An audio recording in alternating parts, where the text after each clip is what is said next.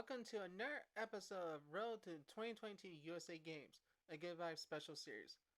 So, not much to really update you on, of course, but first and foremost, I've gotten 20 train swims in thus far, which is good, obviously.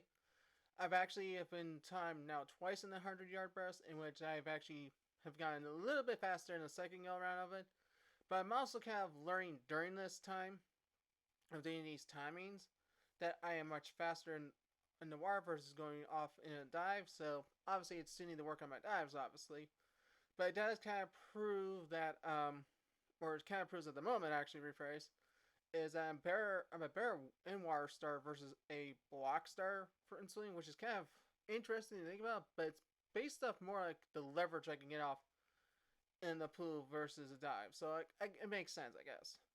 But actually, it does make sense, really, you think about it. But of course, some people think, oh, but you need to be diving from the side and the block I use against. Well, I would love to if I can get to that point, of course.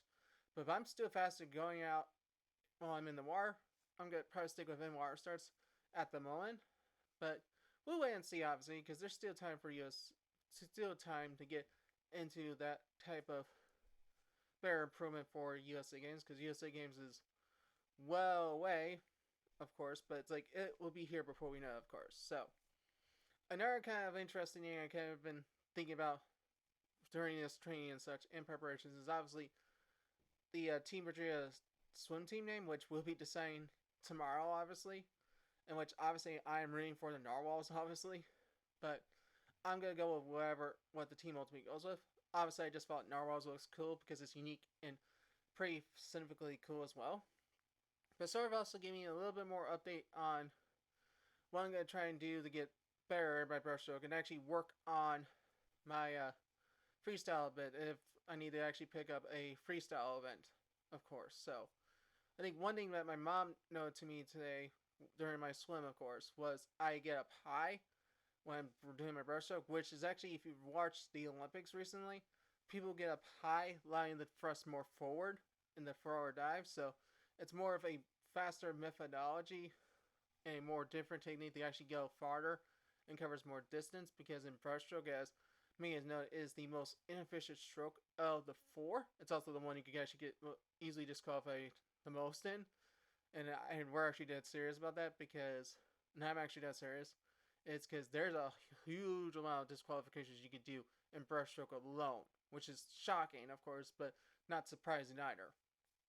But obviously, getting higher up in the breaststroke when you're going, so like this, when you're going like that, I know my hands are sort of off screen, but when you're doing your upward stroke and then you're thrusting forward, like so, you're supposed to be high up and then you can dive forward in doing it. So that's how you get a much further distance in your breaststroke, obviously.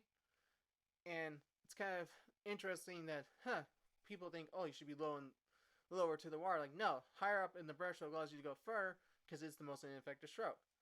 And using the Speedo Power plus swim paddles I have, I use that to work on my breaststroke along with freestyle. And actually, they've gotten both better. Surprisingly, I'm getting faster and stronger, obviously.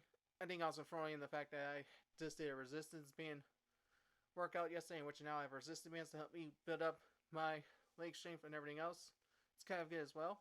So there's a lot of things going on in building up my strength and getting better for the competition. Obviously, I get the swim in that competition, of course, but it's just getting to the point of doing it. And I know everyone's going to be wondering, this I'm going to just say right now, this special series is going to be going every Sunday. I think it's probably into September. It may go to that length, but then it's going to start going every 2 Sundays, starting in October, to just balance it out more and give you more time. Obviously, I'm planning to put this up on Anchor by Spotify for podcast form for y'all as well. You can also listen to the other seasons of Good Vibes on there as well. And also, you can watch Good Vibes itself on its Facebook page, so you like the Facebook page, obviously. But you can also follow us on Instagram as well, where these videos are posted as well. So, I just want to keep you all updated and hope I'll give you an update on what our team name is come next week, of course. But also keep you updated on how the Team Jerry shirts are going, which I'm actually going to give you an update on that. So far, 34 shirts have been ordered. This is just the first round of ordering. There is going to be a second round ordering closer to USA Games itself. And I'm expecting that number might be a little bit higher, of course. But one, first round having a good turnout so far, that's a great thing to say. So, I just want to thank you all again for tuning in to the Road to the 22 USA Games Special Series. I hope you all are enjoying this series so far and listening to my journey as I prepare and get myself ready for USA Games 2022 in Orlando and such. So, thank you again, everyone, and I'll see you all next time. Bye, everyone.